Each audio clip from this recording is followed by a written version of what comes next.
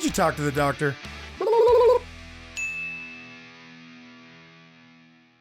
Hello and welcome to another episode of Talk to the Doctor. And here we are today with Mikey and Carson from Youth magazine. And I want to welcome you guys to my show. What's up? Thank you for having us. Really appreciate it. Good to have you in. Yeah. Awesome, man. So you know what I want to do is I want to ask you guys, when did you guys meet? Where did you guys meet initially? Oh, the night we met was actually a funny story. We have a mutual friend. We have a friend group. It's about 10 people in San Clemente, right? Pretty tight knit, but we had a mutual that basically wouldn't get out of the house to hang out with us. We were sophomores in high school. It was like 10 p.m. and he was just stuck on the video game. And so like five of us good friends was just a full video freak. Yeah, so five of us pulled up to his house. And that's when we met, but we were just like messing with him, like, throwing stuff at his window. And then we ended up put like peanut butter and jellies on his car or something. And then I had this, it's called like Gorilla Snot, like the gorilla like hair gel. Yeah. And like I did something with that. I forgot what I did, but yeah. So we just like messed with him and like threw it on his car. He still didn't come out. Is he still your friend? Yeah. We just hung out with him like 2 days ago. Okay, yeah, and that was cool. my first time seeing him in Shout a out to long RJ. time. But Shout out Rainer. I was going to ask who that was. Yeah. Yeah. So we like ended up just meeting each other, and then I don't even know what we did the rest of the night. Probably nothing. But I think since we had mutuals, we had already kind of known of each other. Small town, whatever, just like mutual friends. And that's here? Yeah. Yes. You guys grew up in San Clemente? Yes, I did. And this was when you were like in 10th grade, kind of sophomore? Yeah, I'd say 10th grade. And you first initially kind of encountered each other on almost like a little bit of an Animal House moment in a sense, right? With screwing with your friends and, having fun. And then, moving forward, how did we get from 10th grade buddies to deciding that we wanted to produce a magazine? How did that kind of unfold? I was going to school in Santa Barbara, and this was like some of like my first weeks there. I was having a blast. And Mikey called me one day about the idea for a magazine. And I remember just being like fully on board, like ready to go. Because when I was in high school, I had always thought about doing a magazine, but I just never like actually verbalized it. Yeah, verbalized it thought in about my it head. internally, yeah. Yes. And then when he called me, I was like, no way. So we're stoked. So, you have a cool story on why you want to. The name Youth? Did that when you first sprouted in your mind? The idea to do a magazine, was it a magazine that kind of befits what this is? Not at all, actually. No. So originally I was walking around a vintage market, kind of just like, I think I was with my girlfriend. We were just like looking for like vintage clothes. I used to sell vintage clothing in high school just as a hobby, whatever. Roy Gonzalez must love that if he knows that. Does he know that? I don't think so. He is a vintage clothing magnate. From awesome. Day one, he is the king of vintage clothing. I'll tell him The next guy time. is dripped head to toe at all times. Yeah, he That always guy, dressed nice. Bro. yes. He's the guy. Yeah. He's the guy. So he'll love that. But anyway. Yeah, so I was walking around this market, whatever. I come across this booth. I wish I knew the guy's name. But he had vintage surfboards. He had all kinds of vintage surf memorabilia. But then he had a giant magazine rack. And that's when I was like, And so I'm looking at these magazine racks. And honestly, this guy's such a homie. They were $1. Right? So it's like all these vintage shops are selling these like vintage magazines for like all this money now. And he just has these, he's basically just doing it for the love of the game. $1 magazines. So I pick up like 5. I pick up like 5. And I'm like, dude, I'm looking through them. And the moment I really had the idea, and I was like, wow, this is cool, there was a surf contest sign up in one of them that was still not filled in. It was in there. It was perforated to pull out. And I was like, wow, like you can actually do more than just make like a magazine in a magazine. Mm-hmm. You can make it a lot more interactive, almost like what social media is now. Yep. So I was like, like people our age might want to collect this. That was your light bulb moment. That was a light bulb moment. Yeah, and I called him on the car ride home from the vintage market with my girlfriend in the car. So I'm like, I threw my new CD in that I just bought, and I'm driving on PCH, and I call him up, and I'm just like, yeah, like, by the time I got home, we were already committed to doing it. Yeah. And you were in UCSB? I was going to the City College. Oh, the City College in Santa Barbara? Yeah. What were you studying? doesn't even remember. There's your answer. But, oh my God. Business, communications. Okay. I There's a know. connection there, of course. Yeah, business and communications. I learned nothing. So Yeah. But still, that kind of that light bulb moment, that moment when you had the spark, and then you called Carson, and then that kind of clicked in you, where you went pop, instantly pop. Yeah. Right. Because I mean, like, I guess like I had always wanted to do a magazine, and I think reason for that is because my dad and like all my uncles, they always gave me their old magazines, and one of my uncles gave me like 300 old surf mags. Yeah. From this, the timeline is like, I think like 73 to like late 90s of surfing. Love dude. those. Like I fell in love with magazines when I was a kid, and so I kind of like grew up with it. Cool. Not fully, yes, but like, I mean, no one our age ever grew up with magazines. Yeah, because it was kind of like in our world growing up where we did. That was all you had. That was a freaking Bible, you know. Like we didn't have all this stuff to get a live surf contest. It's they're at J Bay right now, and you're seeing these live. We had to wait 3 months to hear who won. I mean, we could hear through the pipeline of who would find out, but I mean, you didn't get to see the photos. There was no video. I mean, it was just a totally primitive world, and that wasn't that long ago. So as the evolution has happened, where now we can see exactly what's happening, and we can almost see we can almost see too much. Yeah, we'll get into that. But we'll get into that. That's an interesting. definitely. There's a dark side. Yeah, and I believe that with all technology and cars. Yeah. When we just had horses and buggies, and how we got around, and the lifestyle and the speed of our lifestyle, and the personal connection of our lifestyle, and then all of a sudden there's a car. Pretty soon people got to switch to the car, because you're taking a horse, you're not going to be competitive, so you have to get a car. But what did that create? All this, other downsides, create an upside. Car crashes. And dependency on oil, and just all this kind of stuff, where every, in a sense, creation like that, or invention, as good as it seems, there was a dark side. I don't think they knew when they created the cell phone, which became a smartphone, would mean that people would stop learning how to talk to one another. I mean, I don't think they knew that initially, right? So 100%. There's a pro and con to everything. So I definitely want to talk more about that. Yeah. So as we had that moment, you guys were, kind of became friends in 10th grade, in a pretty cool moment that you guys are talking about. Like I like to call it, kind of, I don't know if you guys have seen the movie Animal House, but there's a lot of that kind of thing, right? And that was a big thing in my generation. So, and then, it kind of sparked where from there you're going to college. Were you going to school at all? Yeah, I was playing baseball in college at Saddleback. Yeah, so right up the street. Grew up playing baseball my whole life. Ended up choosing to go there. Sick. In hopes of going pro, obviously. What position? Outfield catcher. Yeah. Rad. So. Yeah. Great. That was my life for sure. Okay. So initially, like starting the magazine, it wasn't something like we're gonna make this a living. Like we're gonna do this for a living. It was more just like, this seems like it'd be cool. I get an idea in my head and I can't let it go. So I was just like, let's do it. Kind of for me, it was for both of us. It was on the side at first. Like a hobby. It turned into like FaceTimes till midnight really fast. Yeah. So, dude, I was, that's really cool. When we printed the first magazine, I was in Ohio doing door-to-door sales. Oh my gosh. And I would take time out of the day while I'm doing walking around neighborhoods, on the phone with Mikey, calling people. Oh my gosh. It was and crazy. What were you selling door to door? Pest control. No, so the best part, my favorite part of that, funny. it sucked because there was things I was doing locally that I wish Carson was home for. But my favorite part of it, it sucked, but my favorite part was that he would put me in his pocket when he would knock and I'd go on mute, and he would just fucking suck ass. Sometimes he'd do good, but sometimes the door would get slammed and I would just be laughing my ass off. You're funny. I'd be like, all right, it's all good. It would go good. I don't think he made a sale with me on the phone because it would have taken a while. I would have hung up. I wouldn't have listened to the whole pitch. But I heard a couple and it was just I heard a couple and I was just like, I had a great conversion rate. Yeah, 0.5. I don't know. That's good. Okay. Something like that. Yeah. Half a person every 100 people. Yeah, it's a tough racket. It's a tough racket. I learned more doing that than I ever did in a classroom. Yes. 100%. Absolutely. The guys that I met while I was there are some of the biggest mentors in my life. Seriously. Beautiful. It's crazy. Okay, quick interruption. Question of the week. Who would you like to see on Talk to the Doctor, ladies and gentlemen? Drop a couple names below. Let us know what you think. And let's get back to the episode.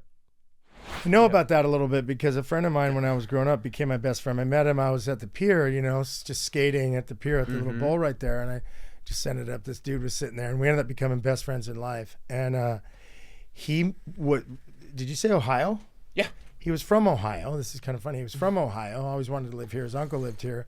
And he made his way to here by selling door-to-door magazine sales all the way across the United States, right? Dude, and I had never heard of that. And that's how he made it. And he was a scrappy salesman, so he just crushed it. Whatever, you didn't make that much money, but I mean, he made money, found his way here. And that's kind of the only person I ever know that really that was my introduction to that kind of thing. Yeah. And I just think that would be a tough racket. It was such go ahead. No, what were you No, you're good, bro. No, it's all good. Finish up the pest control thing because I want to get into the door-to-door for Yüth. Like, yeah. Oh. So, I mean, that it's such a gnarly job. Like, there was, like, times where it was like, I'm like, where the fuck am I? Like, totally. I was like, I'm in Ohio. It's hot. Like, I don't know where I am. I'm landlocked. I'm, like, freaking out. Yeah. I mean, especially growing up by the beach, bro. Oh my gosh, Ohio was how many pretty people cool. were on the team? Like, how many people were you running door to door with out of a car? Like, well, 2, 4, so it was like we're packing up a car with like 4 guys in it, but like in our office we had probably like at one point like 50 guys, but dudes dropped like flies. Yeah, come and go. Yeah. Awesome though. Like if somebody is ever thinking about like wanting to do sales or go into business, if you have the opportunity to go do door to door sales, do it because it is so humbling. And you learn so much. It's a grind. Yeah. And we all have them come, right? They come and knock on your door, and it's. Oh yeah, you probably hate them. I mean, I always try to show some respect, but at the same time, it gets pretty gnarly because I'll be in the middle of something. I mean, I got stuff to do. Like I'm at my home. You're knocking on my door. It feels very personal to me. I'm like, what are we doing here? So I never really freak out, but at the same time, I'm not really stoked because it makes me feel like, dude. What are you doing? You're knocking on my door. It just feels weird. But subconsciously, like you might have like a cockroach that you saw the other day running through your kitchen, right? Oh, for the he's selling pest control right now. It's amazing. So like he's actually pitching me on seriously. Like you'll run into people who are like, dude, like I am so busy right now, but like I have a bug problem, and then it's like I can sign someone up in like a couple minutes. They're stoked. Oh, you kidding me? Gosh. You'll find out that people are literally just like get off my doorstep, but like they have a bug problem. No, seriously. Like, wow. Like people will be like, get the fuck out of here, and then you'll just like be having like a normal conversation, like, dude, like what's up? And then that's what you're trying to get to in that door to door is somehow find that human moment where you can click into that conversation. Get the fuck out of here. They're like, well, like last night I was actually looking at pest control companies.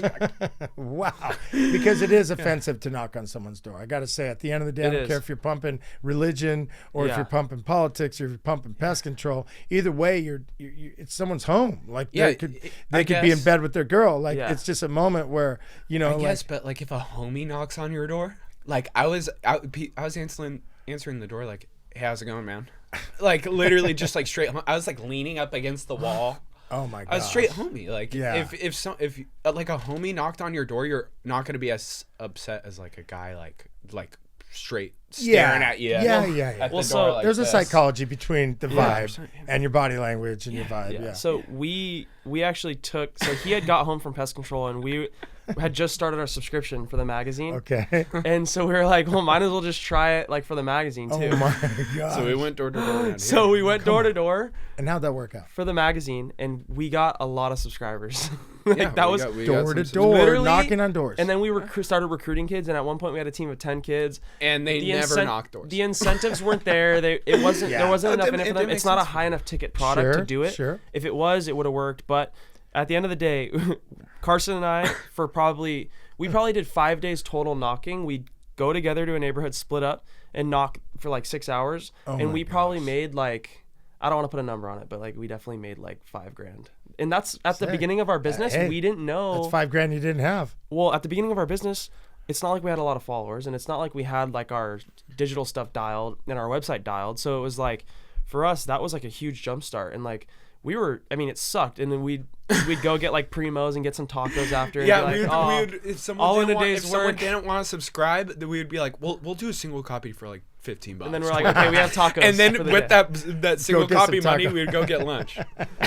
Yeah, we did that probably like realistically 5 days. That's really cool. But we did it, and we probably got, every day we did it, we probably got a new 10 subscribers, and definitely not scalable though. Let me tell you, we had to learn that. Yes. Yeah. Not something to build too much off, but No. a nice spark point. Yeah. Right. 100%. Yeah. And And now at it's like least- at the point where we don't have time to do that again. Oh, there's no way we'd have time There's now. no way. It turned that How happened beautiful pretty is fast. that? 3 episodes later, we're on a whole different universe, right? Yeah. And that's the beauty, in a sense, of the American dream. That's the beauty of being an entrepreneur and a creative entrepreneur. You never know until you really just go. Yeah. Yeah. It's like We wanted dropping in on a sales. wave, man. You don't know. I don't care where that wave is. When you're paddling for it, you don't know. Yeah. Seriously. Yeah. So And that's the beauty. I we think wanted that's what sales. people like us thrive on, is that unknowing potential, right? That just like us with our show. Like, we don't know. We just start a show. We'll see where it goes. If it goes, it goes. If it doesn't, it doesn't. But therein lies the excitement. Because when you have a job for someone, like, you're in a box. And some people like that box. They like their 401ks, and they like their salaries, and they like the got to show up at 9 to 5, and you got to wear this, and you got to be like this. And then there's other people that they don't like that. They are more free spirited. They're more entrepreneurial. They have that gusto to see where something could go from a spark moment. And I mean, 3 episodes in, it's fair to say you guys are blowing up. I mean, I'd agree. I think what you said, I can't agree more on. Like, if you like watching a sports game to see who's the winner, like, you watch to see who's going to be the winner, right? Like, you're not watching just like some people watch because they're a fan of a player or whatever. But like, you watch the football game to see who wins the Super Bowl. And there's that unknown. It's the same with business. Like, it's an unknown. Like, you want to see, like, is this going to be a winner or not? Like, I don't know. For me, that's better than like knowing what your salary is going to be. I'd rather make no money with the potential to make $1 million than make what I love. $50K. Yeah, and do it. That's the biggest part, is doing what you love. If you love your job and you're making a good salary, just go for it. Like, you love your job. That's what we do here in my show, Talk to the Doctor, is I put people together that do what they love and are doing well at it. I'm trying to show people that people living the dream. To me, the dream is, I was a kid, picked up a guitar, and I always wanted to be a musician. And then we had, David Electric in here. Who Love that guy. I love David Electric and his vibe and his music and Steel Pulse, a total homie. I mean, I'm just saying, like, and here's a guy who's the prototype of that. Yeah. Dreamed to do this thing, and exactly what he dreamed he's living and more now. And that's the thing. So it's not just about pro surfers, or it's not just about any one thing. It just so happens that growing up here, a lot of the people from here dreamed about being a pro surfer. It'd be like if you came from Aspen, you might have dreamed to be a pro snowboarder, pro skier, right? Yeah. But from here, there's that. But there's magazines, there's filmmakers, there's musicians, there's artists, and they're all on my show.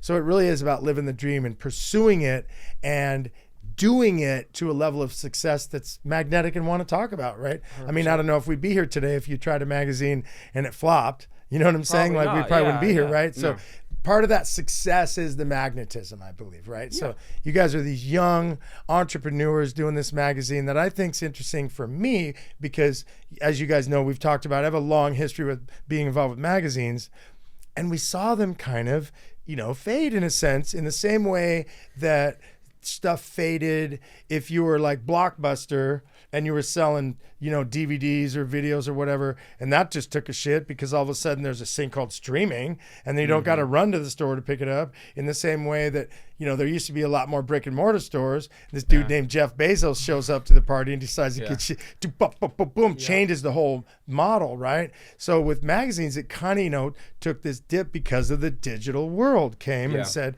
okay. And then, so when I saw you guys magazine, the first thing in my head was like, sick. And then I thought, the balls of these motherfuckers. Because truly, it's a time when you're kind of, in a sense, swimming upstream against the general flow as things go more and more digital to go, you know what?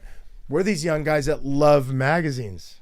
Yeah. And we're going to produce one, and we're going to see where it goes. Well, I just saw it and went, wow. But then what I know is that you guys also combine with that a digital platform. Yeah. I mean, it's beautiful stuff. So, I mean, Thank you. You're thank welcome. you. Thank you. No, it's super stoking for me because I love picking up and holding, physically touching a magazine. I love the experience. And so it is incredible, right? And it's so much more personal flipping through a magazine, and you feel a bigger connection with the athletes and the stories that you're reading and everything. It's all in all, like, it's just better than digital in my mind. It's in my opinion, like the greatest form of media, right? It's the most personal form of media. And I think my theory is the reason why magazines did so well back in the day is obviously because it was like one of the only media sources. You guys, we'll talk about it with surfing, for example. You guys had magazines to look at your pro surfers and read those stories. Yep. Or you got to see them in movies, or you got to meet them in person. Yep. Like, that was kind of it. And these surfers looked like superheroes to you guys, right? Because you wouldn't hear from them for months, and then you would see them on the cover at Pipe, back door, in a fat barrel, and you're just like, what? And it made them superheroes, right? 100%. And I think the reason why magazines fell off was because when digital came and social media came up, and all these athletes were posting on social media, and you can get a sense into these superheroes' personal lives, people got stoked and they wanted to know everything about these surfers, and they got addicted to that. But now I feel it's gotten to the point where it's oversaturated, and now they're not interested anymore. And now they're not interested anymore. They're like, oh, I don't care that how this guy brushes his teeth. Like, that's like, seriously, like, that's how personal we've gotten with these athletes, and it's ruined the magic of athletes surfing in general. Did it like demystify it in a way? Yeah, 100%. Kind of demystified it, right? And it sucks. Like, social media has like had so much potential to be like awesome, right? And it still does. It still has potential to be. Awesome, it still is awesome. But there's a downside. And you want to know the downside for the athletes too is they're stuck with their filmer vlogging. Yeah. They don't want to do that. We know so many pro surfers. Yeah. So many guys at the top level who have all the followers. I don't think any of them are like so stoked to have to film every second of their day. Like, they're not. If they could make Kolohe money now without having to vlog, they would do it in a heartbeat. Absolutely. Heartbeat. But the industry, as we know, took an absolute shit. I mean, there is no more money in pro surfing. It is so, for the top, there's still. I know, but in the big picture, it's just fading fast. Yeah. There's no real money. If you're coming up today, Kolohe is a great example, when he was coming up, I mean, the prime time moment. And there was a few of those moments. If you look at the history of the sport, there was a few of those moments. His dad was one of those moments, many years, a couple decades before. He was in that moment where when he got picked up with Gotcha and everything that was going on then with Gotcha and MCD. Yeah, that was when it kind of all of a sudden there was some money in it, But then there was a couple other moments which went like this, like all economic things do. And then all of a sudden there was a boom moment.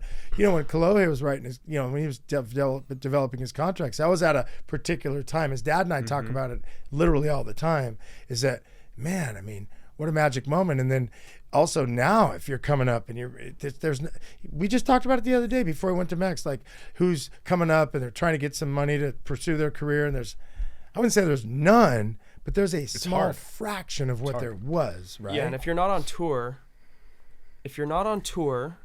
then even if you're on tour and you're at the bottom, and then if you're off tour, like, you have to have like a following so that you can get sponsorship, because then they're doing posts for these brands. Yep. If you're a really good surfer but you're not on tour and you don't have a following, then you're not making any money at all. Yeah, it's crazy. Sucks. But I mean, well, it does. But at the same time, I mean, it makes sense if you're from a business point of view. It makes sense because of course it does. You're looking at it going, well, I want to sponsor. I mean, if you're looking at say you're a clothing brand, and you're out there kind of hustling who's going to be, some new kid on your brand, right? And you're looking at one kid that's just rad, and he's rad, but he doesn't really have much action out there engaging, marketing himself in that world. Yeah. And the next one you look at's also rad, but he's got 200,000 followers and he's posting all the time, and you're looking at trying to create value.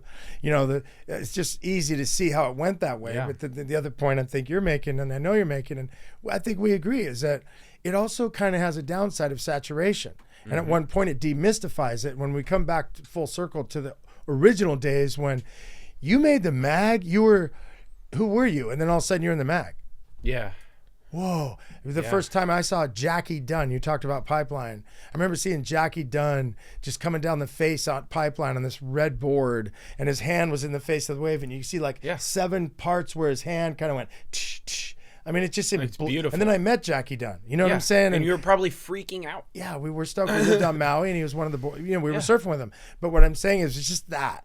And I feel like some of that's taken away now. Like it's not so like, you know, it's more saturated. So there's an up and a downside. And I think what you guys are doing is kind of trying to like work with both mediums to create the benefits create something cool and benefit from each. Yes. And in these the hybrid and model, these younger guys who are awesome that maybe don't have that following, try to give them a platform somewhere, you know? That's really cool. Yeah. That's really cool. Because you can see, you know, the truth of the matter is not everyone's got the money to hire a cameraman. Or not everyone has that. But some people have incredible talent and they still deserve, in a sense, of to get a platform for us to see like, whoa, who's that kid? You know, like we do this thing where we talk a lot about with just certain people have come in like, you know, I talked to Kalohe when we did his episode, like, who's coming up? Like, who's these Groms? Who do you think's that's rad? his whole thing too. Like, he's picking up Grom. these little kids like Waylon and like these other kids in San Clemente, and he's giving them a platform, kind of like what Youth is doing, and he's also sponsoring them. Yeah, you know, to an extent, so right? Cool. So it's super cool. He's really about that, and I think also that what he's about is just, you know, really knowing that there's a way to be able to see the talent. Yeah. Like he'll just see the talent because he's all about that. It's like he just sees the talent. He's like, that kid needs him. I just want to talk. He's just magnetically drawn to like people that are that passionate. That's all. It's really at the core. And then also for those Groms to then in the world they've now emerged into, I mean, it's a whole new thing. Like what the trajectory of how do you get from point A to point B? And it's harder, I think, now to make a living if you're not pursuing a world title, say for instance. I mean, obviously, if you're going to try to qualify for the tour, in your mind somewhere, you want to believe you could win the title. You want to believe that I'm viable, that I'm gonna make the tour. I'm gonna fucking kick some ass. Like when you played baseball, you weren't going there just to play. You were going there to win, or else you never would have made the team. You know, it's like, and that's the same thing with a mag or with a show or anything you're doing. We live in a capitalistic culture. We want to win. We want to beat people. We want to be successful. We want to have a viable existence, right? I think when you're coming up and you're a Grom and you're looking around at all these, you know, there's a lot of really good surfer kids, you know. Some of the names that have been mentioned here, and then I've watched their stuff, I'm just blown away. This kid, Zion Walla, was that right, Alex? Yeah. Oh my gosh. We've seen him. Yeah. What? And then I think, you know, Hayden Rogers is with Brother on their whole pro. Just, oh my gosh. Yeah. And then who's the kid? Was he talking about King Nickel? Was that what Brother was talking about? Yeah. Gosh. Like, I'm so much older, you know, I've always been able to understand, you know, who's coming up or whatever, but I'm at that point where I'm so dug into what I'm doing that I am not knowing exactly who the next 9-year-old or 10-year-old, 12-year-old, but these guys do, and they're bringing, you know, they've seen in these wave pools now, some of this, just what's that one insane. Kid, and his brother's Huey Vaughn. Yeah, Huey Vaughn. He just won that wave. He won the wave pool comp. I know. That guy. That was insane. What the? And what is he, 17? That kid is. He's like 18. Stupid talented. Stupid. Yeah. Like the shit these guys are doing. It's robotic. His brother's Joel. Unbelievable. Joel Vaughn. Yeah. Yes. Yeah. And he's on. His older brother. He's on tour. Yeah. I think he's qualified all the way on. Yeah. Oh my gosh. Insane talent. So we do live in a very exciting world right now. I mean, like, I'm 20. Like, think about like the kids that were growing up with like my era of surfers, and those kids, like, I remember growing up with all these kids. I'm like, fuck, especially the San Clemente guys. Totally. Oh my gosh. Yeah. Dude, I'm like, these guys are gnarly. Rogers, and then it's like surfing it's unbelievable right now, the talent. It is. And then also crazy. With what you guys are doing, it's a crossover where you're, you know, Youth isn't just about surfing, and we know we love surfing, right? But in this magazine, you feature your love of these other sports, like you talked about. This magazine came from what you love. This is an expression of what you guys love, right? 100%. Which is obviously surfing, motocross, snowboarding. I mean, skating. What a beautiful music. I mean, the funny part is like when we first really kind of similar to what I'm doing. Yeah, really. Who you're interviewing and stuff. I mean, when we first thought to do this, we were like, okay, let's really make it what we love. okay, like we like cars, let's do cars. Okay, we like this music, let's do this music. Dude, it was all over the place. Mountain biking, rock climbing. It was horrible. And it wasn't even like necessarily our direct so interest. So it was funny. terrible. Yeah, it was terrible. It was so wide. So many interests. It Right? was so widespread. You would have been like, no one will ever buy this because there's not enough. There's not enough focus on each of it. So we had to, really like narrow it down to like, okay, this is a good community because we're in San Clemente, and the truth is, like, the kid who lives in San Clemente, who's like surfs all day, he's going to Mammoth and snowboarding when there's snow. Definitely. Or he's going to Big Bear. And he's skating when the waves are flat. When the waves are flat. So that's why it's like board sports. And then some of the adjacent stuff, like obviously like we did moto, like Axel Hodges in our third issue. For us, that was just like freestyle moto is like the pinnacle of style and risk. Like the amount of air they get and stuff. Anyways, Insane. and we love Axel. And he's a danger. homie. Yeah, danger. It's as dangerous as it gets. Yes. So, and there's the style factor involved. So it's like there's still that style with that, and it's all part of the same culture. Like just like snowboarding, like I don't know, guys that surf go ride and go ride in the desert. So You're right. It's really just like that whole, like, if you get it, you get it. This is the whole kind of circle, and then obviously the music speaks for itself. Huge tie-in is giant music. Yeah. Right. So we really love cool. our music. I would say that they are my favorite people to interview. 100%. Musicians. These bands. Oh my gosh. I remember our first time we interviewed a band, Eighth Ball. We love those guys. Shout out Eighth Ball. This was our first time doing a music interview, and we show up at a wood shop in like Huntington Beach or like Costa Mesa or something, and we're like, what the fuck? And then they're like, we practice upstairs, and it was like in this tiny loft, and it was all compact, and they were all literally like sitting next to each other, like basically on top of each other. They're like drinking beer, and we probably interviewed them for an hour, and we made like a YouTube video out of it, and we could probably only use like 3 minutes of it. Yeah, they were just spewing so much crazy shit. And I was laughing my ass off, and these guys are now like some of our best friends. Like, dude. Cool. And it's not just that they're our best friends. Like, we went to do this interview. This is one of our very first music interviews ever, and they hadn't had music out on iTunes yet. So we're going off of Instagram posts, and they have a few thousand followers, and we're going, okay, like this could totally be a waste of time. Like, we're going to some random ass wood shop. Yeah, we hadn't gone to any of their concerts before. Yeah, so we end up getting there, and we're like, okay, this is just a complete risk. Like, we're not that big yet. Like, let's just go check it out. Basically, they were super homey to start it off, but then they ended up playing, and it was like amazing. We were like, wow, these guys are the next thing. What kind of music is it? It's like ska, reggae, punk kind of in that genre. And we're like, okay, these guys are literally the next Sublime. Like, I'm going to say it. Mm-hmm. And after we played, and we were like, okay, like, let's bank that. Like, they don't have music out. They don't have a huge following, but their music is better than any of the new shit coming out in that genre. It's better. Sick. And so we basically covered them. And in the following months, it's like, okay, they released their EP. It's freaking amazing on iTunes. Their fan bases are growing. They're playing big shows. And then they get signed to Jacob Noel's record label, which is the son of Bradley, Sublime. Okay. They get signed to basically the Sunburt Sublime record label. They're friends with Sublime now. They're opening for them. Yeah. It is so cool to see their growth. Yeah, and then it's like, so cool. Hey guys, the Eighth Ball boys text us. Hey guys, like, we have a studio session booked in San Pedro with some of the Sublime guys. Do you guys want to come and do the interview? So we're going to. Let me think about that. Yeah, I don't know. We'll see. I might be busy.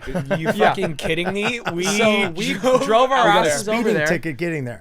So fast forward, we do this random interview. We don't know how it's going to go. Fast forward like a year, and we're at Sublime's recording fucking studio, and we're looking at like amps and stuff that that Sublime recorded with all in the picks, 90s. The picks they leave, they sit on the top. There's hundreds of picks and like old beers that are like. I was nerding out in there, so and I had my little. Amazing. And they were just like jamming, right?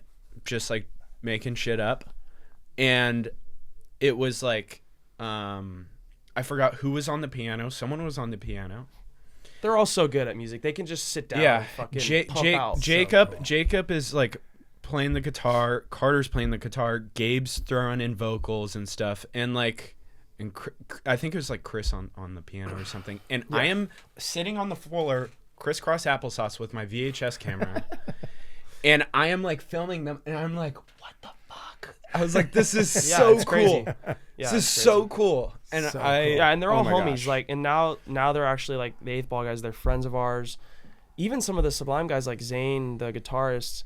I mean, he's gonna come play an acoustic thing at our art show. It's just like it's a whole crew, and like that whole music crew in Huntington, Garden Grove, Costa Mesa, Orange County as a whole. The music, it is popping off. It's popping. It's the shows are there. There's a huge fan base. I mean, we give them a platform at our launch parties to play, and they bring. I mean, last party we did had like 600 kids down from Huntington all the way down. Kids were driving from hours, and it's free entry, so it's like sick for everybody. You know, like for us, it's cool because like we sell a bunch of our newest issue, and it makes sense for us. And yeah, we have another one this Sunday we're stoked on. But it's just now, they're close I like friends. what you guys are doing. That exactly right there is how we can all come together to bring our pieces of the pie, right? So there's people who just want to be a musician or are musicians, people who are athletes, people who just want to do a magazine, people who just want to do a show, you know, all bringing, like I always say, it's part of a movement. If you're a musician, write a song about it. If you're an artist, paint a painting about it. You know, if you're an athlete, pursue the sport. Like, and in a way we can all become this tribe, this community, this village of kind of presenting. It's what the theme of my show is. It's basically, like I said earlier, is, you know, bring in people that had a dream and let's talk about it. You know what I mean? Like, and this is you guys are a great example of just that spark moment you had. You called him, he's like, yeah, whoa, boom, you know, like pop. And I mean, that wasn't that long ago. You guys are still very young. Yeah, boom. And now this creation, this spark of energy comes, and then here we are. And I just feel like for me, what I just really like being able to pick up and, you know, Surfer's Journal is something I've just have so much love and respect for. Yeah, it's gorgeous publication. Gorgeous, you know. I mean, I grew up next to Steve Pesman was my neighbor, and you know, his family were coming to our parties, and we were having all this, you know, crazy time. And I've actually never written for Surfer's Journal, but I've written for all the other magazines. It's almost because it's so revered to me. It's just such an institution of perfection to me. I know. It's incredibly classy. It's incredible. And Debbie was one of the first people to actually sit down with us. Cool. Her and my grandma lives at T Street, and they're in a book club together. Incredible. So we wanted to do the magazine. This is a good story. We really wanted to make a magazine. I go to my grandma, hey, you know, Pesman, you know, legend, like, can you tell her that we want to get coffee with her? Long story short, we end up getting coffee together. And we found out that day we had no fucking clue. No fucking clue. She sits us down. She was like, so how many pages is your magazine? And we're just like, we've been thinking about like 60 pages. Yeah, like 64. We thought it was funny because like that's how much I thought it was funny because that's how much is in a stack on this video game Minecraft. I was like, 64 pages. It's a stack in Minecraft. She's just like, and she's like, what? She's like, do you know how much the Surfer's Journal has? And I think it's like 132 or something. And we're like looking at the journal and we're like, well, we want ours to be that thick. Fuck. We have a long ways to go. A lot of work. And this is as we're collecting stories. So we're like, okay, now we need double what we think to go in. A lot of work to put that much in there. And so she's like, okay, that was the first thing where we were just like, okay. And then I forgot what else she said, but she was just like, it's just all this little stuff that we now know. It's like, hey, do you know what a print bleed is? Do you know what a margin is? And we're just like, how are you guys going to make money? Yeah, I mean, and then like fast forward, you had love. Yeah, we loved it. And then fast forward, we dropped this issue off. I dropped it at her door. Cool. And she texted me. I wish I could pull up the original text. I don't want to like say something that she didn't say, but it was along the lines of like, wow, cool. I didn't expect it to be that professional, or we didn't. You know, there's either. still a long way to go. And thanks to her, to some degree, it was. Yeah. You know, to a lot of degree. Right? Well, and thanks to a lot of other people, like, you know, Mick, who is our creative director now, Mick Sowery, out of Australia. This is an awesome story. I want to get too deep into it, but basically we're interviewing this artist to put in the mag as a photographer out of Australia. Turns out he is a creative director for another magazine, and he's in his 60s, I think. Okay. And he's been in the magazine industry forever. He basically goes, hey, like, you guys are making a magazine. I know you want to cover me, but like, let me see what you have for this first issue. So we show him our InDesign. We didn't go to design school, so I'm just trying to lay it out and learning InDesign. Yeah. And we were proud of it, but then he saw it and he's like, okay, boys, let me just get back to you on some edits. Let me get back to you on some edits. So he notes it all up and I go open it and I'm like, dude, first of all, I don't even know how to make half these edits. And there's so many, it's like, it's going to take me another like 4 months to figure out. So we end up, I forgot, like, we didn't give up, but we were like, this isn't going to work with us two doing it. Because it needs a real designer. Yep. And we were on FaceTime with Mick one day. I called him and I was like, hey, do you want to join the team? Do you want to do this for us? With us, I should say. And he laughed and he's like, I don't fucking know why I'm saying yes right now, but yes. And fast forward, it's like we have a mentor / really good friend / like lifelong friend on the other side of the world. And we haven't met him never yet, met him face in to person. face. We need to we're going to get to Australia this year. This year we're going to get out there and meet him and hang out with him. But I mean, we FaceTimed, like when it's crank time for an issue, we're talking every day. On Zoom, yes. Right? Yes. Yeah. But this guy taught us all those things, like all the intricacies of like design. The bleeds and design and the creative director and the typography and all that. And like, how hey, important is that? Your stories aren't long enough. It's all the little things, but it adds up. That first edition, he literally changed every single page. There wasn't anything that we made that stayed. But he took what I really appreciate. Yeah. What I appreciate is he took our vision for it and he didn't do it the old school way. So just because he designed it, and he'll even say this, we have an article coming out that he's talking about the design and stuff. He's basically bringing new school ideas behind an old school thing. So he's really taken his knowledge and evolved it to a new thing. Infused it into the youth vibe 100% with that original foundational energy of design, which shows you how amazing he is, because he was doing a Surfer Journal-esque magazine before, and it was very kind of like perfect and long articles and this and that, and for him to be able to like transition to it's a different, people long articles are, it's hard for people to pay attention nowadays, right? It's just the nature of the youth movement, in a sense, is they have less, there's just so much information out there. They tune in for less amount of time. They want to see more stuff in a smaller amount of time to hit that, but at the same time have substance too, without it being too short to where there's just pictures. I mean, we still have to read, right? Because that's what, I just think it's a nice blend. Well, that's really cool that you guys, and he's on the team. Yeah, it still is. I mean, how cool is that? That's pretty really awesome. Cool. Something I had heard Carson tell me.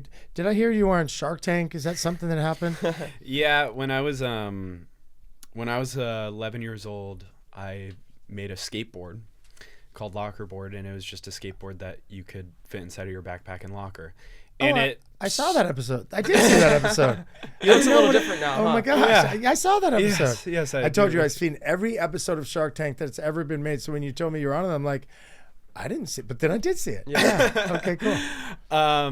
I basically made a skateboard that could fit inside of your backpack and locker. And it started out as like me at a garage sale. I was playing around with the skate, and the guy at the garage sale was like, just take it, bro. And then I was like, I already have so many skateboards at my house. Like, I just want to like cut this up and try to do something with it. And then it turned into, okay, now I'm making skateboards and I'm going to try sell them at lunch so I can get some lunch money. And I was selling skate decks for $20 to kids at lunch. I'd literally like, I was taking books and stuff out of my backpack so I could fit skateboards in my backpack to bring out during lunch to try to sell. And then it turned into an entrepreneur from day one, right? And then it turned into someone telling me that I should make an Instagram account, and it's me making a stupid Instagram video with my mom behind the camera filming, and me skating up to a locker and saying the tagline, "Take it to school and stick it in." Locker boards. Take it to school and stick it in. At 11 years old. Oh boy. That video obviously doing rather well. We need to get a new video like that for you. Something very controversial. Yeah. Then getting like national backing without having like a website or anything. Like I got picked up by this it's called Newsela, something like that, where kids use this website to read articles to do write-ups for school. Okay. This website did an article on me, and kids started doing homework on me. And it was now people from New York, Nebraska, wherever are asking me to buy skateboards. So it's okay. Now I need to build a website. This is pre-Shark Tank. This is pre-Shark Tank. Yes. I'm going through the whole timeline without spending an hour on it. Cool. Then, doing the website, starting to get huge backing. Now, this is where the Shark Tank, story happens. And now I need to jump back to when I was 8 years old. Do you remember tarp surfing? I do. Tarp surfing. My friend Robert Brady was very involved with that. Yeah. Yes. Yeah. When I was a little kid, I loved tarp surfing with all the neighborhood kids. God, and my mom, weirdly weird, but it was fun. It was kind of so fun, weird. I got so barreled at this thing again. Yeah, I fucking got so barreled. It was awesome. It's the only time I've ever gotten properly barreled. It seemed so stupid and weird, but yeah. Dude, but yeah, so me and all the neighborhood kids, we loved tarp surfing, and my mom hated it because it took up the entire garage, totally. And I was stealing bricks off off like the wall to weigh it down. Yeah. And so me and my mom made a tarp surfing, like a safer, easier version of tarp surfing called street tubes, and we just kind of did it as like a for the neighborhood. Yeah, hobby, just fun. Then sorry, this is so long-winded. Get to the then I know. Then we were in Mammoth on like a trip, and we had just done like a little photo shoot with our first prototype of street tubes and stuff. And this is all going to tie together. And we're in the elevator going to get our like continental breakfast or whatever, like the next morning at the hotel. And this guy walks into the elevator wearing a Shark Tank sweatshirt. And my dad asked him, he was like, dude, have you been on Shark Tank? And the guy was like, I'm actually one of the executive producers. I am 8 years old. We had just taken photos of street tubes, the tarp. And I grabbed my mom's phone out of her hand and started showing the executive producer photos of street tubes and giving him a literal elevator pitch totally. In an elevator of what I was doing at 8. And he laughed and said, I love what you're doing, man, but you're a little bit too young, and gave me his business card. And then so from then until locker board, I would say every 6 months I'd reach out to him and just like tell him like what's going on. Did locker board. It ended up getting a lot of backing. He emailed me back and said, we want to have you on the show. Amazing. And you were how old by then? I was 11. Okay, so from 8 to 11, you went from here to here to here. What is bizarre is that from the time of me creating locker board, within a year, I was on Shark Tank filming. Amazing. What was that experience like in terms of actually being on the show? Do you remember what that was like to tape the show? Like, was that intimidating? I remember, yes, but I wasn't very intimidated because I was so damn young and I didn't understand the magnitude of the situation that I was in. Sure. Like, I remember the only time I was nervous was when we were like the day before I was like on set checking it out. And seeing like hundreds of cameras, and I'm like, what the fuck? Wow. And I remember that scaring the shit out of me. But then day of shooting, like you kind of just like go in there, and it's not scripted. Mm-hmm. It really isn't. It's not scripted. Yeah, it's not scripted. It might give you a couple prompts or whatever. No, nothing. You practice. Show up and blow up. You practice your script, and you come up with answers of questions that might be asked. Okay. And it's a business meeting. And you got a deal there, right? Yes, I did. By who? So, was it who was the shark?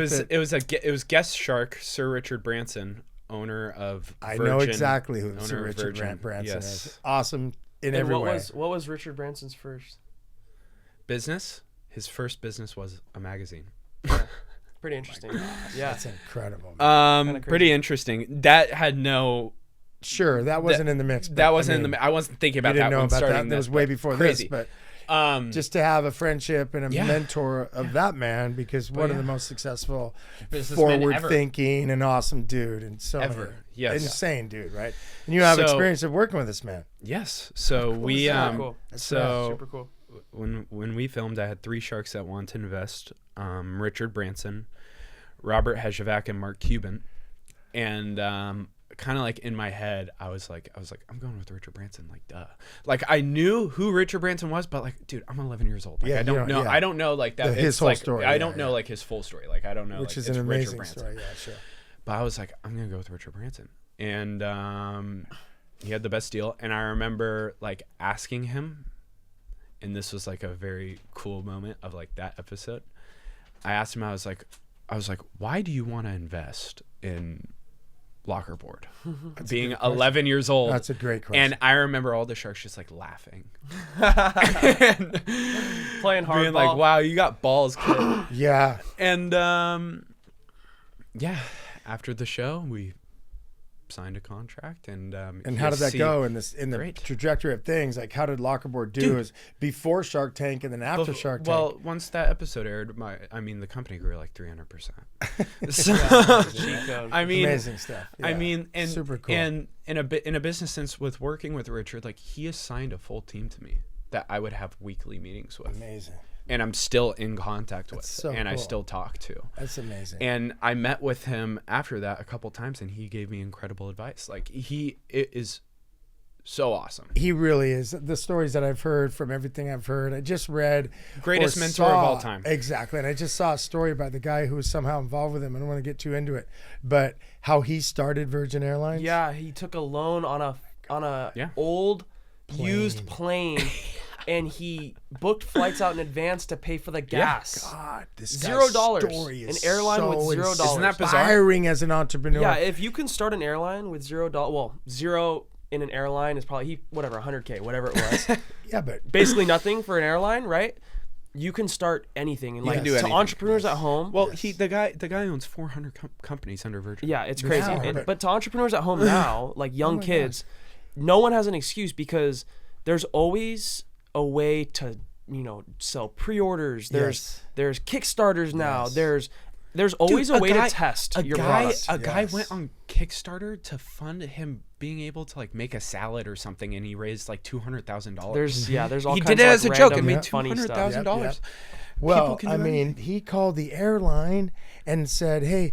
Multiple times, and they kept just going, well, what? Yeah. Get over it. And he kept coming and kept coming and kept coming, and finally somehow got them to rent him one plane for X amount, and he pre-booked it. I mean, the story is so beautiful as a spark for any entrepreneur. Yes. Anytime you think you're up against something that just feels insurmountable, you could just hear that story and go, well, I'm a fucking pussy. I mean, this guy is just unbelievably you can always find driven and creative and keeps coming, which I would think would be the key. Yeah, it has to be. You have to keep coming. Yeah. So, and the fact that I had a personal connection, a mentor, and an investor in my brand with Richard Branson, one of the greatest businessmen of all time. Definitely.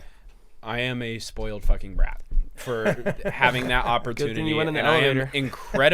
I am incredibly grateful for that. And that's a really beautiful story, to have that humility and awareness, to be able to know how valuable that is. And just as a, now you're a 20-year-old, is that correct? And you're doing your venture, and you have that and that experience and this and that. I'm going to switch a little bit. And I want to ask you guys, each of you, who are your top 5 favorite? I'll go to you, Mikey. Like, who's your top 5 favorite surfers of all time?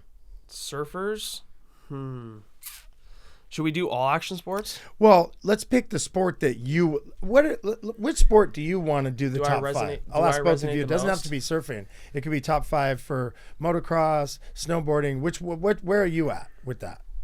To me, it's so hard because for me, it's like the people we've interviewed that have been the coolest. It's not necessarily about like the style and stuff. It's like the personalities, right? So it's like my friends. Like those are like my favorite surfers. You know what I mean? Like however you pick your top 5 is up to you. You know, it doesn't have to be the best surfers in the world. Like I have my top 5, and the reason they are my top 5 is maybe not because they're they're not the best surfers in the world, but they were, to me, I gravitated. So it's like top 5 of which sport would we go at? I mean, probably surfing. Like it was super cool to really get to work with Cole Houshman on this, and then see that type of season that he had on the CT. It was like totally. Yeah, it was crazy. So I'd say, like Cole, Kalohe's a huge one. Like he allowed us to come to his first party. Like our first launch party. Yeah. So our first magazine release was at a Stecco event. Oh, right. I don't know how we got in contact with him. How did we get in contact with him? I don't know. I don't even know how we got in contact with the guy. I think we just DM'd him.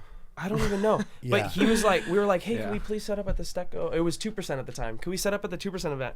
And to have the magazine get delivered to our house the day before, go to the 2% event. And that There's was like literally hundreds of the kids. release. There's like a concert, and we're like, wow, this is it. Like, if you can do an event like this, Oh yeah. you're gold. You're doing if well. You can get Yeah. that many people there, Yeah. and he's throwing out hoodies, and we're like, okay, that's like our biggest inspiration at the time, right? That's our first guy, and then obviously surfing's amazing, and you know, just to see that, like he's definitely up there. You know what I mean? So far we've got Cole, we've got Kolohe. Kolohe. Top I five. don't want to say someone and then Yeah, do whatever you want. have It's to be loose. stuck to it. You don't have to be stuck to it. You could rethink it. You know, we're loose here. We're You know, raw. It's all I have good. to say Yago. I know he's just one, but Oh you my have to say gosh. Yago. Wow. Yeah. Awesome guy. I met I him. stole Carson's there. I but- met him at the Lost event for the Sir Coffee like grand opening at Catalyst or at Basham's, and I met him there, and I was like, oh my gosh, it's Yago, and I ran up, gave him a magazine, nicest guy ever. Yep. Okay. Shook my hand. Yeah. Shook my hand. Thank you so much. Pulled me in for a hug. I'm Yeah. like, Yeah. Super good dude. I've heard nothing but awesome stories about Awesome him guy. as a person. Yeah. Let alone what he does as a surfer. He's just like it's talked about a lot about how he in the last few years has definitely become the most, you know, like the most improved at one point, and then most improved to the point where he just Yeah. took the whole thing Yeah. down. I mean, it's amazing what he does. So there's 3. Yeah, and then Harry Bryant and Luke Griffin. Nice. Luke Griffin's like Griffin. an underrated one. And I'll give my Griffin. explanation. Harry Bryant, it's inspiring to see what he's doing with like Ritual Vision, and I love his surfing, but also like the aesthetic of like that Australian like kind of like bush lifestyle. It's super. Yep. The aesthetics of that, like for our brand, has been huge. And then Luke Griffin, I love like power surfing. Like he's So do so I. underrated. He's like absolutely annihilating the wave. Just like the spray is he's crazy. like our age. His rail Yeah, surfing's he's crazy. just He's not a power competitor. rail He's surfing. not even a competitor. He competes, but he's not like on the tour or anything. But he, like his parts, like his video parts, like he's just gosh. seeing like how hard, like it's old school surfing, like a mile long floater to like a crazy layback. Like I like that kind of more stuff kids too. need to surf like that. I think. It is. Where's he That from? is New he's Zealand. from- He's New Zealand. yeah. Okay. Lives in Australia now. Yep. So let me I flip the forget what script to you, my man. Okay. Carson, give me your top 5. Now, are we picking surfing? Because you guys are in action sports. I'm gonna go kind of like all over the place. I should have said Nathan Fletcher, by the way, just to put that out there. There we go. I love his there videos. There we go. It's all good. Top So I 5 wanna with a start it out- special appearance by Nathan Fletcher. You know what I'm saying? Yeah, it's all good. Gotta keep it loose. I'm gonna go by influence of me personally with surfing, skating, and everything. I'm gonna start off with my dad and all of his buddies, my uncles. Okay. Dude, because those guys were the guys that made me fall in love with surfing. Us caravanning in the car, going to trails, and them teaching me how to surf, and I'm like watching all these guys surf. I'm like, fuck, this is so cool. Me being like 7 years old and just like trying to jump in the car with them, but while they go surf every Saturday. Oh my gosh, those guys taught me how to love surfing. So That's I want really to cool. So let's say your Yeah. dad and his buddies, your Yeah. dad and his clan, that gets to be one of your dude. 5. Yeah. Okay. Crew Bog. Okay. Crew Bog. That's Moving Crew forward. Bog. Crew Bog. And then It's hard. It's 'cause you don't hard. want to Yeah, forget no, I know, someone exactly. too. It's not. Yep. I get it. Andy. I get it. I put you on this. Yeah, you gotta say hello. Andy. Andy. Absolutely. And when we just say Watching- Andy, we know exactly who he's talking about. Yeah. You don't Of even course. need to say Andy Irons, because when you say Andy, he is the one and only Andy. You know what I'm saying? Like, that's just such a. He was a friend of mine, and I gotta say, is a friend. You know what I'm saying? Yeah, Like, yeah. And what a I can't say enough about the guy. Yeah. I can't. It's Like- so incredible. How cool he was. Incredible surfing. Incredible surfing. Incredible person. And a raw human. Everything. Just, yeah. When I was a little kid, I'm 20. When I was like a little kid, watching his surfing and going back and watching everything was just so inspiring to me. And my I surfing couldn't and agree his more. style. Even to this day, watching his videos is Unbelievable. We haven't passed that Unbelievable. yet. Like, he hasn't. We haven't. You know. No. Yeah. Okay, so moving on. I'll go we've Andy. got your dad and his friends. We've got Andy. I'll go Dude, I even had time to think about it while he was going ice I know it's skating. hard. I was on the spot. I missed Yeah. Nathan Fletcher. I love Nathan Fletcher. And you get to include him And, all day like, I long. love 'cause Mason we love Ho. Nathan here as well. I'll go. And Mason. He'll be in here soon. He was in there, so I'll just say this is out of order. You gotta I'll say go- Yeah, Mason. there doesn't have to I'm be. can say It's going. just I'm top going five, Mason you know? Ho because being in high school and watching his YouTube videos and being with my buddies. It's summer. We just got back from the beach. We just caught some waves. We go back to the house. We go to the ranch market right by my house in North Beach. We spend $10 on stuff to make tacos. We are high as hell. Well, there goes making tacos So in high school. Oh my gosh. In high school, so and classic. we have Mason Ho videos on the Lexus, I'm TV, sorry. and we are sitting on the couch like mesmerized by Mason surfing. It's unbelievable, his surf style and Absolutely. his character and Yeah. everything. I remember like we were all sitting on the couch. And we had just made tacos, and we're all just like making ad libs while he's surfing. Just whoa! I know. It's his He is surfing unbelievable. Yeah. It's unbelievable. Okay, you're stalling Then- now. What's sorry. the rest? We got Then two I'll more. go. Chris Jocelyn in skating. Wait, it's only Chris surface. Jocelyn. No, No, I can he's go. I decided can to go go- anywhere. Okay. He's Chris, I'll go Chris Jocelyn Such a for rebel. skating okay. because when that was like the Mikey's first. over here jealous, going, "Man, I fucking wanted to do it. That was I the wanted to first- do that Snowboarders, shit. I wanted to What the shout. fuck? Come on. That was Yeah. the first complete skateboard that I got, and it was a Chris Jocelyn board, and it was the first time I went into Republic Skate Shop in San Clemente. It was the first time I met Greg, the owner, and like watching him set up that board, First and like my complete- that's eyes were cool. like peeking over the counter. I was like watching him set it up, and I was like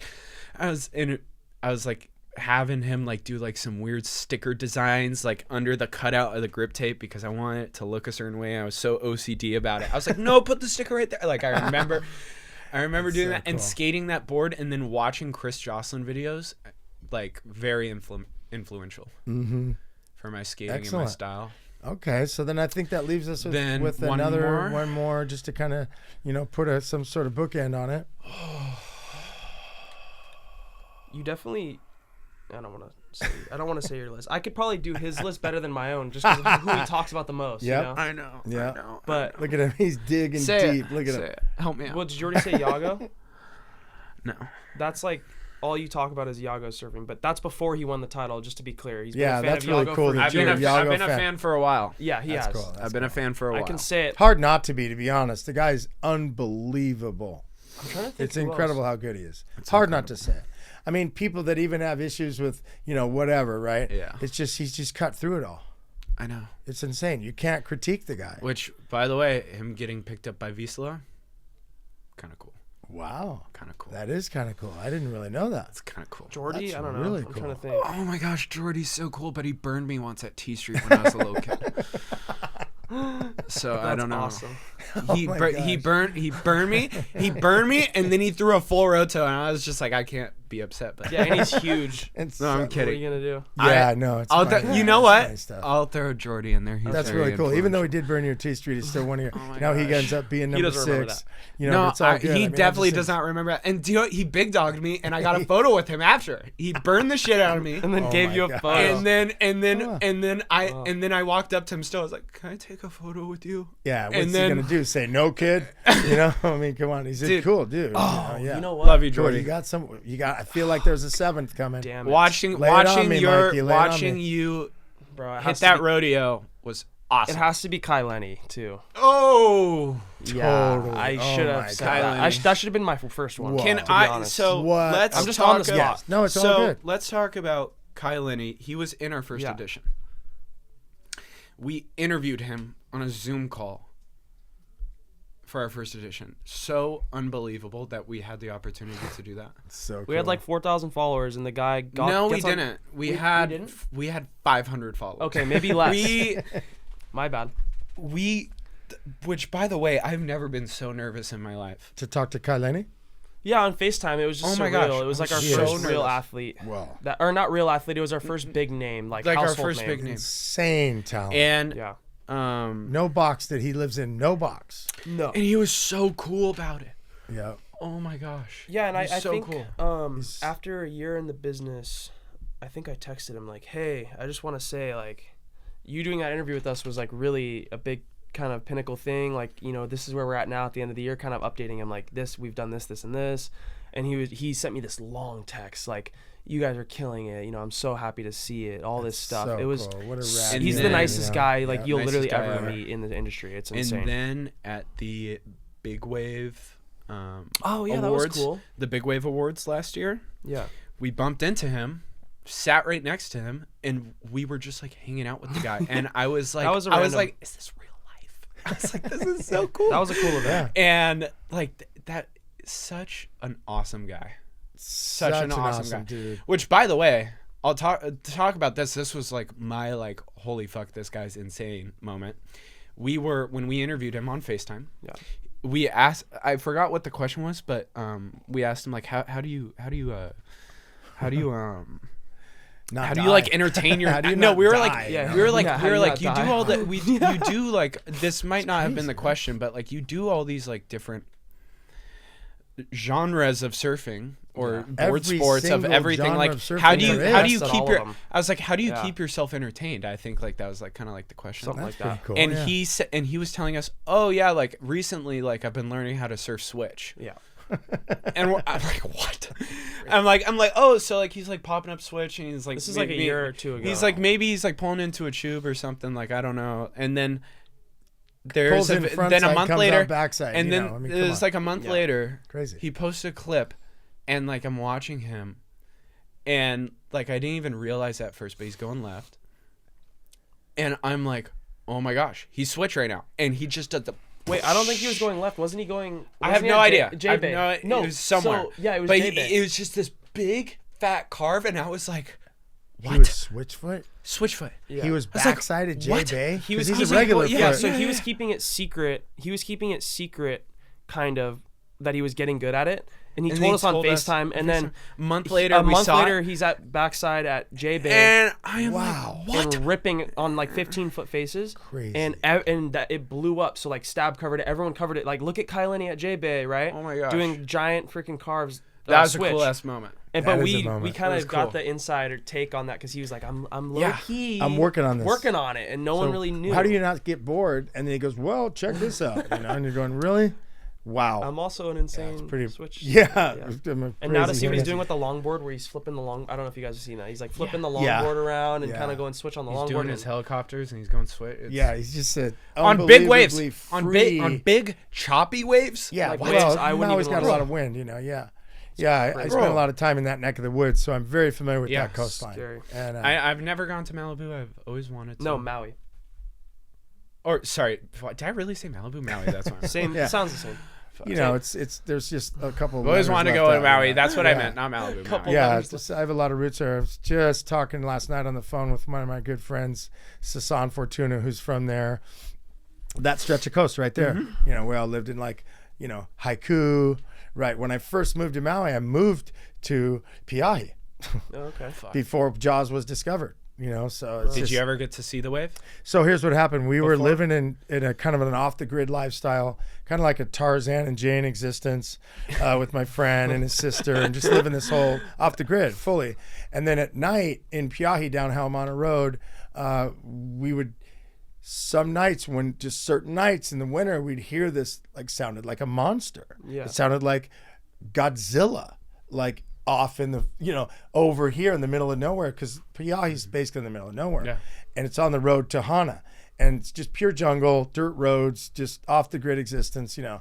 And one night, full moon, Robert and I, my good friend, we're all had a house together, and we're like, we got to go walk. Where is that? We just started walking through dirt trails to find this sound, which we didn't know if it was a wave. It sounded like a monster. And then we literally hiked for quite a while and ended up coming upon Jaws at massive Jaws before anyone At night. at night on a full moon. And That's crazy. I think there might have been some shrooms involved or something. Whatever it was an amazing moment. And The waves weren't even That's breaking. awesome. oh, it was I'm kidding. huge. On like- shrooms, it probably looked like that was like Like on shrooms, you felt like you were on another planet. Like It I'm did on another feel planet. like, well, what was a trip was it you get used to when you're around big waves, because you see a lot of that in Hawaii. But at night, It moves too? slow.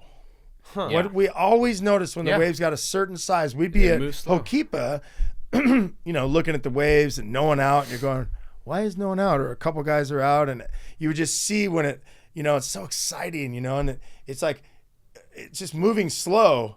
And then so we're at the cliff at Jaws, and it's full moon and everything. No one's ever even heard of it or thought of it. It was in the early 80s. Like it was way before Laird and those guys did it. And it just looked unhumanly rideable. It just did not look physically possible. Yeah. And it was so big, and it just would fall. The lip would fall for minutes. yeah, you're just going, oh, and it would go, and you're just sitting there going, oh my God, you're gonna die. You die. That's death. Yeah, that's if death. you get in the water, you die. It just felt like that, right? Yeah. So that was way before. And then when those guys attacked it, that was a story too. I was on Maui talking to Laird, and he was, I was working on this little article in this little magazine I work with. And I was talking to Laird. He was a friend, and he's telling me, how he's going to change the sport of surfing with the straps. And that was before they even decided to tow in. And he was going to change it with the straps. When I don't know if you remember, and he did airs with strapped in, right? And that was pretty momentous in a way. But he was actually telling me, I'm going to, change it in the sense of what Slater and Archie and certain guys were doing. He wanted to show that we could take to the next level, and he did. But then he would come down in the ditch of these waves at Okipa, and we don't know how his knees stayed attached to his body. Like you're strapped in, you're hitting the ditch, and he comes up in one piece, and he's just not a normal human, right? He's a gnarly human. So anyway. But then what he does do is end up change the sport of surfing, not with the straps so much, but then what the straps brought to the table when they took the first Zodiac to what became Jaws, Piahi. Yeah. Wow. So for me, crazy. In my life, to see the trajectory of what that's done and to know the people involved, so Kai Lenny coming full circle, comes from the roots of the next generation of guys like Laird that discovered it. And then in comes this guy like Kai Lenny or, just that whole team, that whole, whatever, just Chumbo, and then what's his name? The kid that's won it 4 times, and his mom was like, friend, it's just, I saw his mom when he was in his, like big wave surfing. Yeah, the Jaws. Like, why am I not remembering his name right now? But he's a huge name, so he's gonna beat me up. But Ian Walsh is one of them. Yes. Okay, but who's what? Dark-haired kid with super gnarly. He's won Jaws like 4 times. Whoa, what's up with Alex? Can you help me out with that? I'm just saying, I'm losing right now, and you guys are gonna go, oh my God, how am I spacing on his name? She was, we can come back to it, but we'll get back to it. It's and he goes to Wahoo and surfs too, and goes at pipe contests and and anyway, his brother was Eric Diaz, and his mom was Lisa, and they're just roots Maui, North Shore Maui, dude. Anyway, we'll come back to it. But anyway, moving forward from that, where do you guys? What's coming? Roberson? No, it isn't Steve Roberson, but he's definitely kid. Yeah, he's a kid, and still I'm friends with. Yeah, he's getting older. When I moved to Piahi, his dad John Roberson is Justin Roberson is a big name. He died, and then Kaleho Roberson, that whole Roberson clan, and Steve is Kaleho's son, one of his sons. With Steve his mom Tiati and his mom Tiati, and that's grew up with my daughter Oceana. They're all part of this tribe on Maui. Anyway, are you talking about Koa? I am not, because he's not a Maui. No. He's God, this is insanely embarrassing. The gnarliest guy, really, besides Kai Lenny. We've been talking about a lot of names though. So. Oh my gosh, Billy. come beat me up. I'm sorry, I forgot your name. Kemper. I knew your mom. Well, and now he's doing the She announcing was best too for friends. WSL. Yeah, he's insane. Billy Kemper. Let's just say he comes from that like wow, like right there and just right there to Okipa, and he comes from those roots of Laird and those guys breaking through, and this next generation, the Steve Robersons, and the that he comes under the Ian Walshes and that whole clan. Oh my gosh. So cool. Oh my gosh. Billy Kemper. Yes. Gnarly dude. So anyway, closing it out in a sense, right? So what's going on with you guys? Where is this going? Like let's put a bookend on the episode with me and talk to the doctor and see what can we find out about what you guys got coming? Well, we got this guy right here. So this is our first time putting a snowboarder on the cover. Jake Cantor. Legend. Yeah, super cool kid. Just qualified for the Olympics, so congratulations to him. Insane shot. Yeah, so shot by Aaron Blatt, also a insane legend in snowboarding. We wanted to use his photos since we started the magazine. Creme de la creme of photography. Yeah, I mean this issue's crazy. Izzy Gomez, Miles Fallon, crazy snowboarder. I forget Pete DeVries, Noah Beshchin. Oh yeah, Noah. There you go. Did Van I see Eggers. a Roy Gonzalez? There is a little Roy cartoon. Show the camera that. I want to shout out to Roy. This is your sneak peek. Shout out to Yeah, Roy. I want to shout out to Roy. We love you, Roy. Yeah. Hold it up. We love you, Roy. No, well, it'll get me because it's gonna. Yeah. Awesome stuff. And then we have Steve Sherm. We have Amazing Sherm. photographer.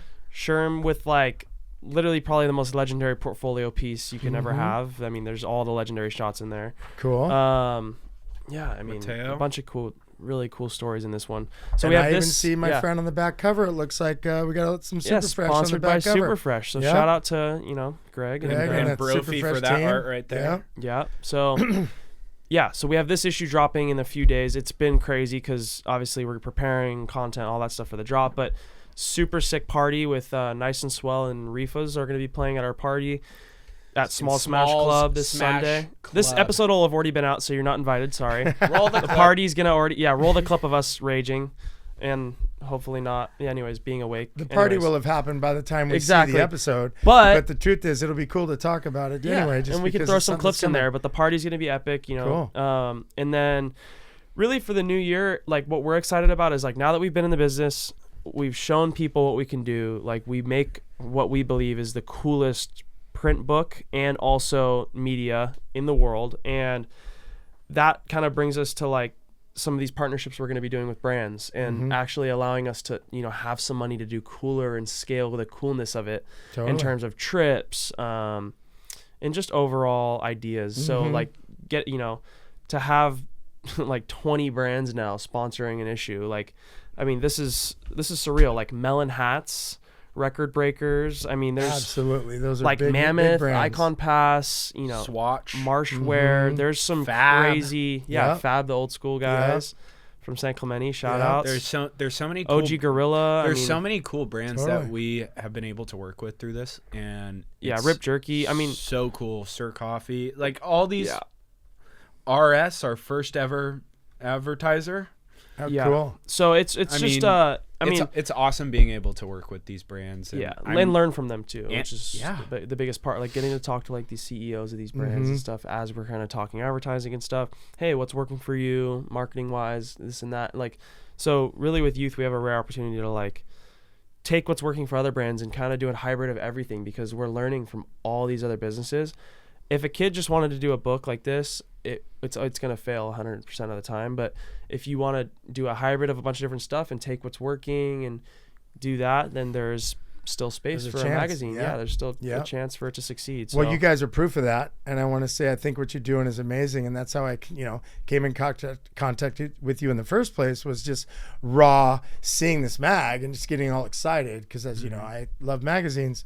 And then, just little by little, Roy Gonzalez, had an idea to, get it together and talk with you guys about stuff. And shout out to Roy. And we love you, Roy. And we just really want to say I'm super stoked on what you guys are doing. And thank you. And thanks for coming in to talk to the doctor. Appreciate it. Thanks for having us. It was been fun. I don't know what we said, but I always said some stuff. Cut.